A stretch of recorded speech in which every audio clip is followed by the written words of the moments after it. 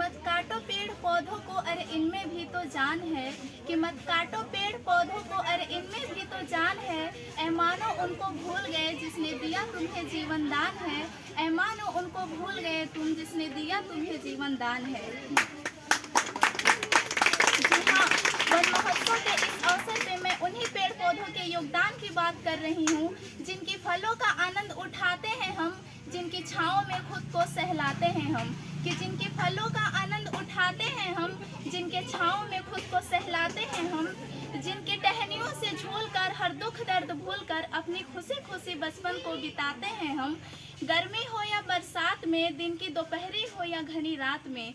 कि गर्मी हो या बरसात में, दिन की दोपहरी हो या घनी रात में, जब कोई थका मुसाफिर बेसहारा होता है, जैसे घर के बिना बंजारा होता है, उस वक्त ये तरु ही उनका सहारा होता है। उस वक्त ये तरु ही इनका सहारा होता है।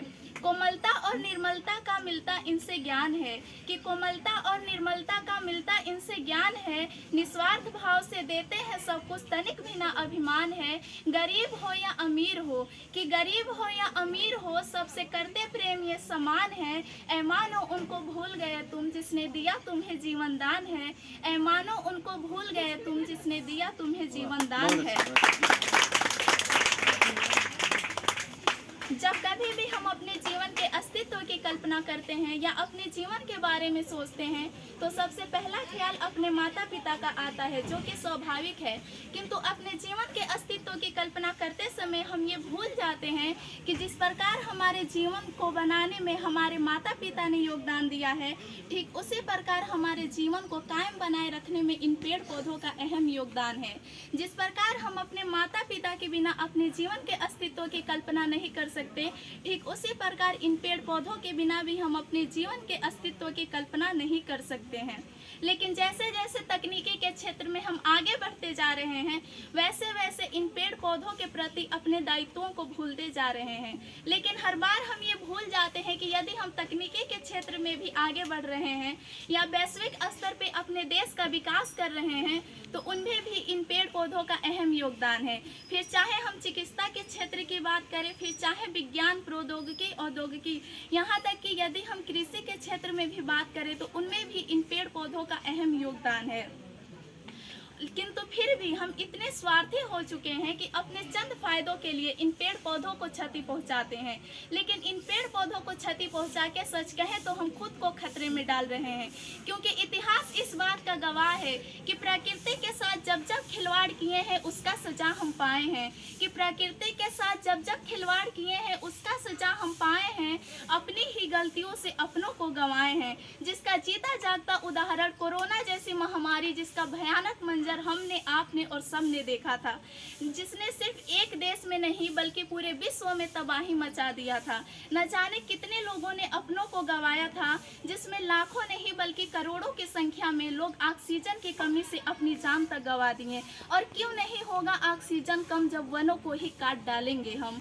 कि क्यों नहीं होगा ऑक्सीजन कम जब वनों को ही काट डालेंगे हम। अरे चंद पैसों के खातिर हमने बेचा स्वाभिमान है। ऐ मानो उनको भूल गए तुम जिसने दिया तुम्हें जीवन दान है। ऐ मानो उनको भूल गए तुम जिसने दिया तुम्हें जीवन दान है। इसके साथ ही ऐसा कोई क्षेत्र नहीं है जहाँ पे पेड़ पौधों का योगदान न हो। हम बेशक ही किसी भी क्षेत्र में आगे जाना चाहते हैं, लेकिन क्या फायदा जब ये पेड़ पौधे ही ना रहेंगे। इस बात को हमारे इतना जो कि समाज के लिए किए हैं, इतना ज़्यादा पर्यावरण के रक्षा के लिए जिन्होंने आंदोलन चलाया है, जिसमें से बहुत ही एक प्रसिद्ध आंदोलन हुआ था चिपको आंदोलन, जिसमें लोगों ने अपनी जान की बाजी लगाकर पर्यावरण की रक्षा की। वो इस बात को भली भांति समझते थे कि यदि हमने आज भी देर किया तो बाद में पछताएंगे, कि अगर हम देर करेंगे तो बाद में पछताएंगे। अपनी एक गलती की सज़ा हम 1000 बार पाएंगे। वक्त निकल जाएगा हाथों से जैसे फिसल जाती है रेत।